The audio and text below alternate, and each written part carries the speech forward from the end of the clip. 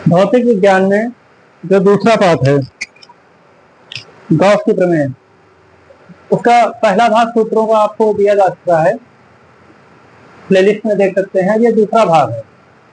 मैं आपको फिर से याद दिलाना चाहता हूं कि ये जो सूत्रों की मेहनत है ये तभी सार्थक होगी जब आप कम से कम 2 सवाल रोज लगा रहे हैं, कैलकुलेशन अपना सही कर रहे हैं। साथ ही साथ ये जो थ्योरी लिखी होती है सूत्रों के पहले, ये बहुत मेन है।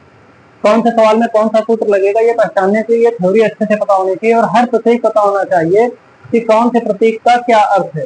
जैसे समान प्रस्तावित घनत्व की धन तथा ऋणावेशित समांतर अचालक प्लेटों के बीच में वैद्युत क्षेत्र की तीव्रता।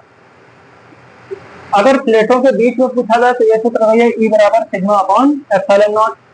इसकी दिशा किधर होगी तीव्रता की? धन प्लेट से ऋण प्लेट की ओर होगी। अगर प्लेटों के बाहरी क्षेत्र में क्या होगा? E बराबर शून्य हो जाएगा।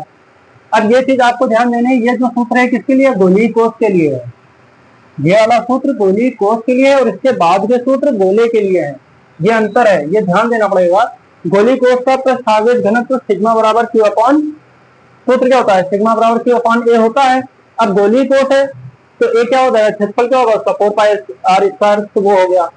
ठीक है। आवेशित गोलीय कोष के बाहर वैद्युत क्षेत्र की तीव्रता E बराबर 1/4 pi epsilon naught Q upon R square, मात्रा क्या होगा? न्यूटन प्रति कूलम्ब। गोलीय कोष के पृष्ठ पर वैद्युत क्षेत्र की तीव्रता E बराबर सिग्मा अपॉन एप्सिलॉन नॉट। गोलीय खोल के भीतर वैद्युत क्षेत्र की तीव्रता E बराबर 0 होता है। अब यहाँ अचालक गोला है, तो क्या था? गोलीय कोष था।